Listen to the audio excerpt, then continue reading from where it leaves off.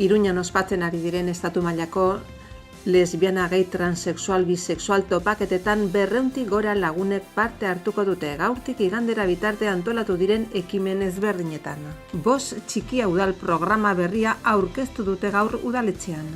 Nafarroko gobernuak tximinien erabilera egokia sustatzeko kanpaina abiarazi du. Ez jolastu zuarekin gozatuarekin lema hautatu du tximeniek eragindako urteko 100 gora zuten kopurua murdizten saiatzeko. Nafarroko jauregira bisita gidatu egiteko tokia har daitekeia da. Bisita gidatuak azaroaren 23tik abenduaren 1 egingo dira eta entzuteko desgaitasuna edo arazoa dituzten pertsonek ere bertaratzeko aukera edukiko dute. Bigarren berdina sarirako hautagaitzak aurkezteko epea ireki da. Pertsona fisikoak eta juridikoak aurkez daitezke eta saria 3.000 eurokoa da. Picasso Gernikaren bidaia erakusketa ikusgai egon den 26 egunetan 25.800 lagunek bizitatu dute. Igmar Bergman zuzendariari eskainitako zikloaren azkenetariko emanaldia asteburuan Kondestablen. Dokumentos sobre faro suediar irlaren bilakaera isladatzen duen filma interesgarria. Gaurtik igandera bitarte Iruñan ospatzen ari dira LGTBI taldeen 30. estatu topaketen jardunaldiak eta helburu hauek izango dituzte. Sexu eta genero aniztasunari buruz gogoeta egiteko, eztabaidatzeko eta proposamenak sortzeko gunea eratzea. Eta lesbiana, gay, bisexual eta transexualen kolektiboen arteko loturak sendotzea. Udalak eta Katalingorrik Nafarroko gobernuarekin elkarlanean antolatuta topaketak asteburuan zehar ospatuko dira, baluarte, biltzar jauregi eta auditorioan. Harremanean dauden eta elkar elikatzen duten bi lerroko lana garatzea proposatzen dute topaketek. Alde batetik gaur arratsaldean eta larunbat goizean hainbat hitzaldi izango dira eta giltzarri diren helburuak hauek izango dira. Kolektiboaren interesekoak diren gaiei heltzea, hala nola LGTBI politika publikoak, intersekzionalitatearen kontzeptua, feminismoa eta LGTBI eta generoen zein sexuen barruko indarkeria. Eta beste lurraldetara eraman aldiren jardunbide egokienei heltzeko gune estrategikoa sortzea. Nafarroan abian jarri diren LGTBI politika eta zerbitzuez bezain batean. Beste lan ildoa larunbat arratsaldean kolektiboei zuzenduta izango diren lantegiei dagokie. Goizean landutako gaiak sakondu, hoiei buruz, hausnartu eta parte hartzeko. Igandean ondorioi eskainiko zaie eta topaketen adierazpen bat irakurriko da. Gainera, Nafarroko LGTBI mugimenduari omenaldi egitea aurreikusi da. Topaketei gaur hasiera emango zaie, inaugurazio ekitaldia izanen da arratsaldeko 6 eta jarraian 7 LGTBI politika publikoei buruzko hitzaldi bat izango da. Ikuspegi teorikoetarako hurbilketa bat izango dena. Hizlaria Teresa Maldonado izango da berdintasunaren eta diskriminazio ezaren sustapeneko zuzendari nagusia, Madrilgo udaleko genero politika eta aniztasuneko gobernu alorrean. Horren parte hartzearen ondoren, 9tik aurrera topaketa geltokira eramango da afarirako. Larunbatean intersekzionalitateari buruzko mahai inguru bat izango da, 10etan, non Carmen Romero batxilerrek, soziologian doktoreak eta Madrilgo Unibertsitate Koplutenseko soziologia irakasleak LGTBI politikak eta araudia aztertuko baitu. Gero 11etan feminismoi eta LGTBI buruzko mahai inguru bat izango da. Non bi mugimenduek partekatutako ibilbide, bide gurutze eta borrokei helduko zaizie. Soziologian doktore Gaztela Mantxako Unibertsitateko irakasle eta aktivista feminista eta queerra den Gracia Trujillo Barbadilloren eskutik. Atsedenaldi baten ondoren, 12 generoen zein sexuen barruko indarkeriari buruzko mahai inguru batek topaketei jarraipena emango die. Eta bertan, LGTBI pertsonei harta psikologikoan bikote indarkerian bereziki aditua den Isabel González Saezek hartuko du parte. Katalingorriren eta Nafarroko LGTBI zerbitzuen zein politika publikoen azalpenek goizari amaiera emango dio eta bertan honako hauen parte hartzea izango da. Katalingorriko Erika Salvatierra eta Amaia Barrena sexologoak, Iruñeko udaleko berdintasun eta LGTBIko udal teknikaria Vanessa Egiluz eta Nafarroko Berdintasunerako Institutuko sustapen eta kudeaketa zuzendari ordetzako Geno Otxando. Larunbat arratsaldean 5:00 7:00 lantegiak egingo dira. Igandean 10:00 12 gutxira ondorioen azalpena eta LGTBI taldeen 30. estatu topaketen adierazpena izango dira. Nafarroko LGTBI mugimenduari omenaldi egiteaz gain topaketen hurrengo edizioaren egoitza izango den hiria hautatuko da. Iruñan 2017ko ekainean udalak LGTBI informazioa laguntza eta sustapenerako gune espezializatua abiatu zuen, Arrotu gunea. Bere lehen urteko jardunean, San Gregorio kaleko 28an kokaturik guneak 753 hainbat aholkularitza arreta eman ditu. 753 sexologiari lotuak eta 122 arlo juridikoari lotuak, eta 550 parte hartzaile izan ditu bere jardueretan. Sexu eta genero aniztasunerako arreta zerbitzua Arrotu honako helburu hauek betetzeko jaio zen. LGTBI esparruko informazioa eta arreta zerbitzuak bateratu eta horiek herritar zein profesionalen eskura jartzea. LGTBI fobiaren gaiaren inguruan prebentzio jarduerak zein herritarrak sensibilizatzekoak egitea eta LGTBI gaiaren inguruan parte hartzea bultzatzea. Halaber, sexu zein genero aniztasunari dagozkion gaitze prozesua garatzen ditu eta sexu zein genero aniztasunaren inguruan topaketa eta hausnarketa guneak sortzen ditu. Elkarri laguntzeko taldek abiatu zen ahalduntze prozesuak sortu izana oso modu positiboan nabarmendu dituzte erabiltzaileek. Arrotun 3 pertsona ari dira lanean.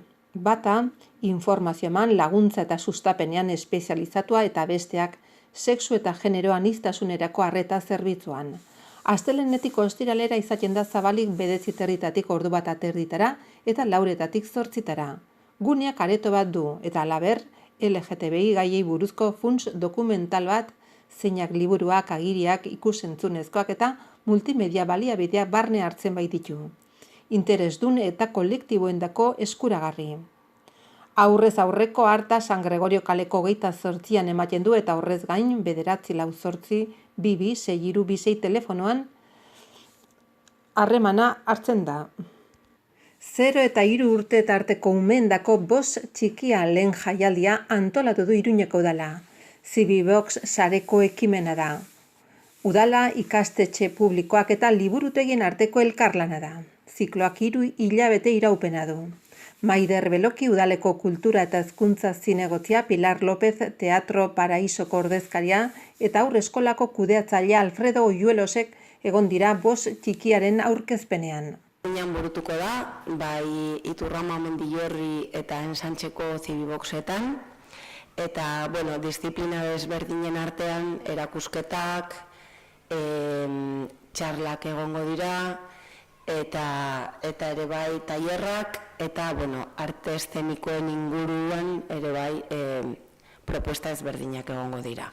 Dugun bezala, bazera haurreskoletan gertatzen den bezala, importantea ez da haurtzaindegia sortzea umeak entretenitzeko edo kontenitzeko edo zein gauzarekin, baizik eta importantea dela bazera beti kalitatea, hezkuntza kalitatea, eskaintzea umei, eta horretarako oso exigenteak dira bai umeak eta oso exigenteak izan behar garagu bazera alde batetik ea zer eskaintzeko, eta horretarako haurreskoletan adibidez ze material, ze espazio, eta ikusi dugun zera bezala, ez da edozen gauza importantea umentzat, baizik eta haiek aukeratzen dituzte gauza ezberdinak, haien gaitasunak batez ere ateratzeko eta adierazteko. Eta hori kulturan ere agertzen da, eta oso importantea. Orduan, badakigu, bazera esperientziatik, bazera Pilarrek badu kriston esperientzia, ez? Eta orduan importantea jakitea, umeak ez direla konformatzen enduzen gauzarekin, baizik eta oso exigenteak dira bazera espektakulekin edo sortzen ditugun espektakulekin. Eta batez ere badaude hainbat gauza komentatzeko. Alde batetik, pentsa dezakegu, umeek edo zein gauzarekin bazera orduan egingo dituzten gauzak eta simplifikatzen. Eta orduan gu badakigu bazera jaiotzen direnetik umeak oso konplexuak dira. Eta orduan gauzak konplexuak jaso behar dituzte. Horrek esan nahi du, dena, detaile guztiak zaindu behar ditugula. Bai argia, bai soinua, bai musika, bai testua, bai gidoia, bai antzezpena edo bai eszenatokia eta bar. Simplifikatu gabe. Gero beste aldetik, badakigu umeek bilatzen dituzte hainbat esperientzia haien gaitasunak adierazteko. Eta ez bakarrik bazera erakutsita izateko, ez?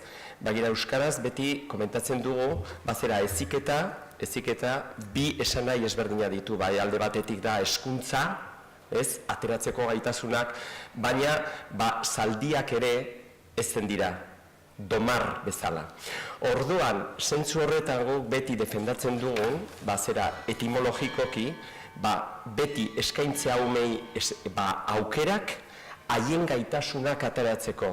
Eta modu horretan kokatzen bagara, orduan kulturan ere, ikusi dugun bezala espektakulu ezberdinetan, badituzte modu ezberdinak entzuteko, emozionatzeko, eta benetan harritzeko. Eta hor, helduok, ikasi behar dugu, haiekin, akonpainatzen, haien ondoan, elkarrizketa batean, Pilarrek esan duen bezala.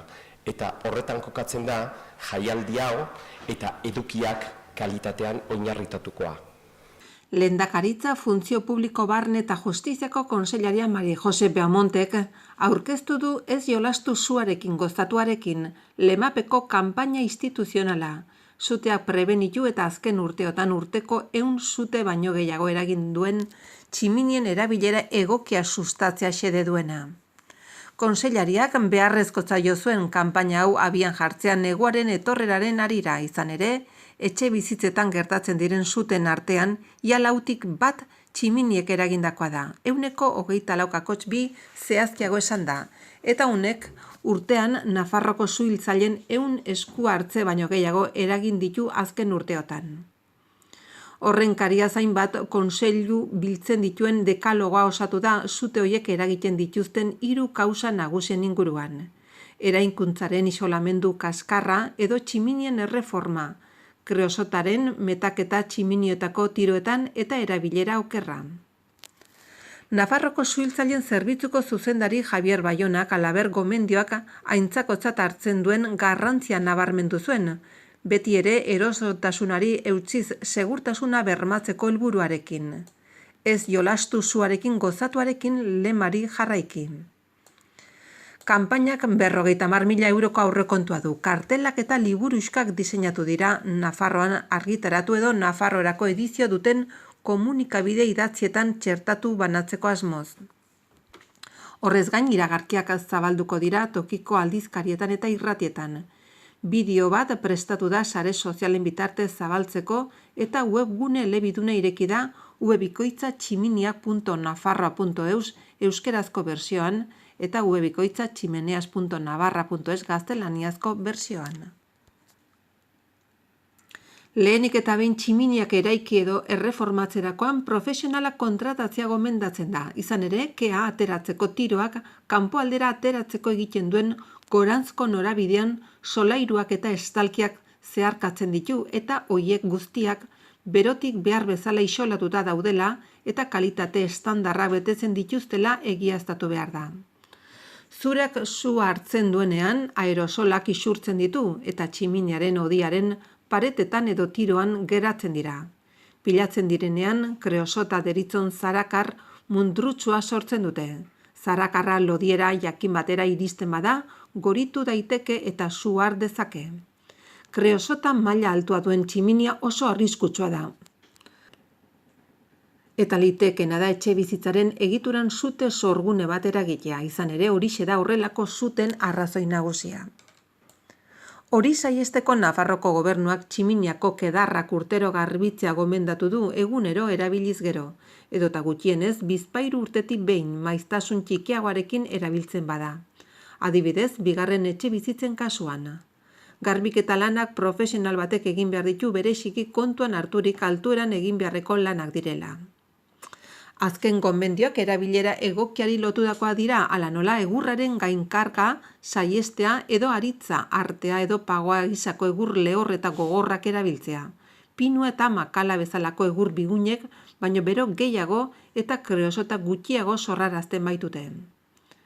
Segurtasun eremua sortu behar da, zutik 2 metro baino gutxiagora material erregaia jarri gabe, eta aldela, atedun tximiniak erabil behar dira, txinparten edo ilaunen jauziak galarazteko. Era berean, garrantzitsua da gela une oro aireztatuta egotea eta lotara joan, edo bigarren etxetik irten aurretik sua erabat itzalita dagoela egiaztatzea.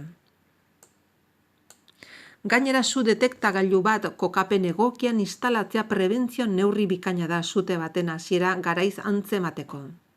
Azkenik, Nafarroko gobernuak gogoratu du neurri guztiak hartuta ere, kea edo sua ikusten baldin bada, berehala 112 telefonora deitu behar dela.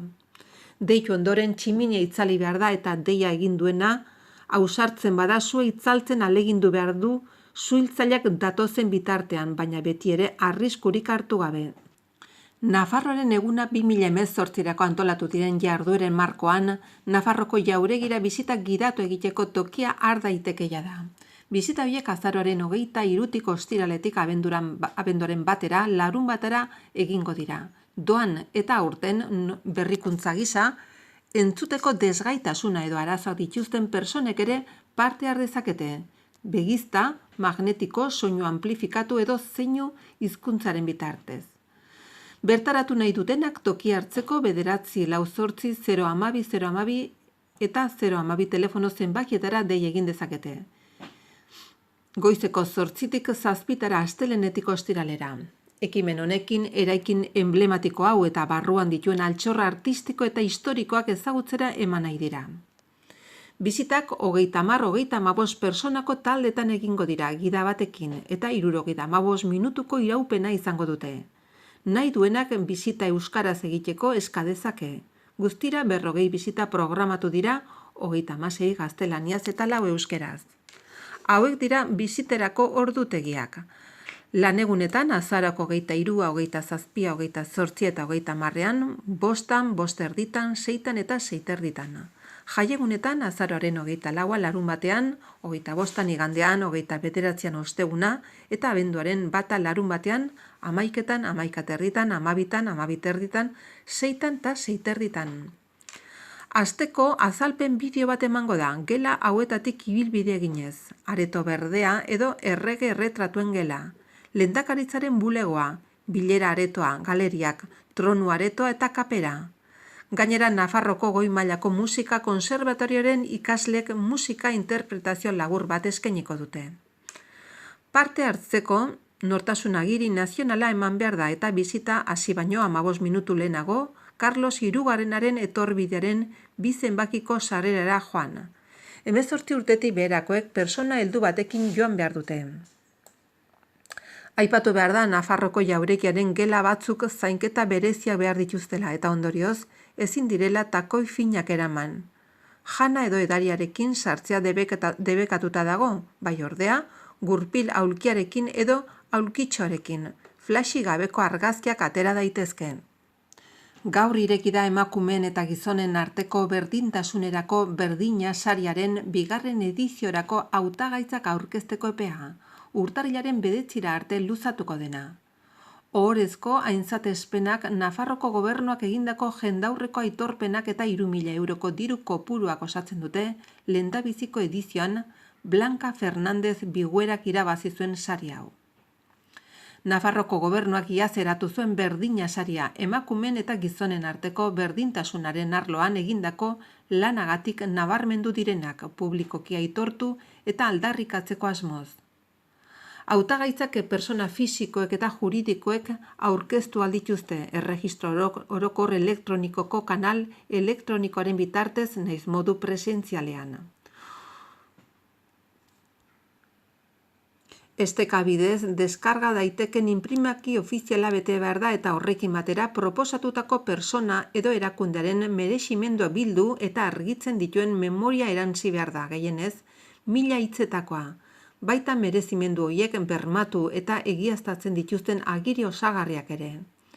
Sarirako hautagaitza lan edo proiektu batengatik aurkezten baldin bada, horixe aurkeztu beharko da, beti ere deialdiaren aurreko 2 urteen barneko epean gauzatuta egoitzaren baldintzapean. Nahi izan ez gero, hautagaitzari buruzko sostenguzko gutunak ere aurkeztu ahalko dira. Epaimahaiak irizpide hauen arabera balioztatuko ditu hautagaitzak, besteak beste, proposatutako personak edo erakundeak emakumeen eta gizonen arteko berdintasunaren esparruan duen ibilbidea. Emakumeen lana eta haien ahalduntzea aitortzera edo sexuen arteko eskubideen eta aukeren arteko berdintasuna sustatzera bideratutako jardunaren, ekintzen, lanen edo proiektuen berezko garrantzia, egindako jarduna, ekintzek, lanek edo proiektuek edo izandako ibilbideak gizartean duen oihartzuna eta eragina, eta haiek foru komunitatearekin duten lotura. Aurtengo edizioan hauexek dira sari esleitzeaz arduratuko den epaimahaiko kideak.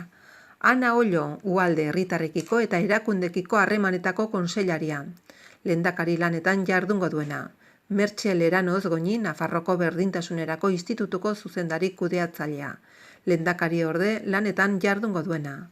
Eta epaimahaikide karguetan Nerea Alvarez Arruti, Nafarroko Berdintasunerako Institutuko plangintza eta programetako zuzendari ordea.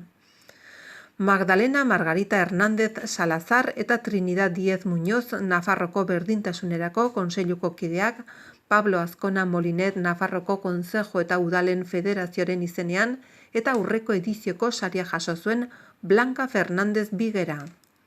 Epaimahaiko idazkaria Nafarroko Berdintasunerako Institutuko kudeaketa eta baliabidetako ataleko buru Maria Alba Fernández García izango da. Picasso Gernikaren bidaia erakusketa Sarasate pasealekuan egon den denbora tartean, hau da urriaren 9-tik azaroaren 3-ra, 25.884 lagun bisitatu dute. Erakusketa Iruñera iritsi zen La Caixa Gizarte Lan eta Reina Sofia Zentro Museoaren, Nafarroko Kutxa Fundazioa eta udalaren arteko elkarlanaren ondorioz. Bisitarien 80% bakarka hurbildu dira erakusketara eta 20% erakusketaren inguruan antolatu diren bisitak gidatuen bidez. Erakusketa zabalik egon den 26 egunetan banaz bertze 984 bisita jaso ditu. 200 metro kuadroko eremuan, kuadro ospetsuaren historioan joan etorriak erabilera ezagutzera ematen dira. Pariseko nazioarteko erakusketarako 1937an artistak Errepublikako gobernuak eskatuta egin zuenetik gaur eguneraino izan duen ibilbideari errepaso emanez. Sentimentu personalak naiz kolektiboak isladatzeko izan duen ahalmenagatik, baita museoetatik arat kalera ateratzeko aukerak ematen dituen ikuspegitik ere obra bikaina da Gernika. Bere 80. urteurrenaren ospakizunetarako erakustaldi ibiltaria programatuta dago. Ordutegi zabalean debalde ikusteko aukera egon da, aldez aurretik eskatuta bisita gidatuak ere eskaini dira. Bertatik pasa dira hainbat ikastetxetako ikasle eta talde ezberdin. Denetara, 208 taldetan 5.140 lagunek bisitatu dute erakusketa, hauetariko 23,4 ikastetxetako ikasle irakasleak ziren. Ingmar Bergmanen Documentos sobre Faro suediar irlaren bizitza eta bizilagunen evoluzioa isladatzen duen filma ikusgai Condestable Civiboxen larun batean. Arratsaldeko 7:30 hasiko da saioa eta sarrerak aldez aurretik hartu behar dira. Hainbat urtez suediar zinemagilea bertan bizi izan zen. 1969an Faro irlaren gaineko dokumentu politikoa eta zuzena egin zuen. 10 urte gero, egoerari errepaso bat emanez, dokumentu garrantzitsua egin zuen irlari buruz. Aintzina eta oraina alderatuz begirada xamurra eta baikorrarekin beti ere. Hasierako gazten erabeak Estokolmora ihes egiteko beharra zutenak gero oso eroso eta lasai bizi dira Faro bezalako irla isolatuan. Elkarrizketak tartekatuz, eguneroko bizimoduarekin ohiturak eta irlako erritualak, irla txikiaren inguruan dokumentu bikaina osatzen du zinez zuzendari suediarrak. Ingmar Bergmanen filmografiaren zikloa hilabete bukaeran bukatuko da 2 emanaldiekin. Azaroaren 17an Kontestablen ere ikus daiteke De la vida de las marionetas eta azaroaren 24ean Fanny y Alexander. Inglesa ez den filma hoberenaren Oscar saria jaso zuen azken honekin. Gainera, zuzendari eta gidoi hoberenaren sarirako hautagaitza jaso zuen.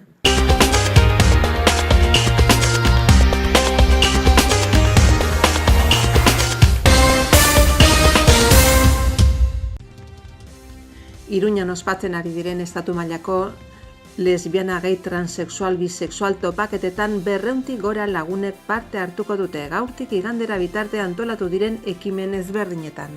Bost txikia udal programa berria aurkeztu dute gaur udaletxean.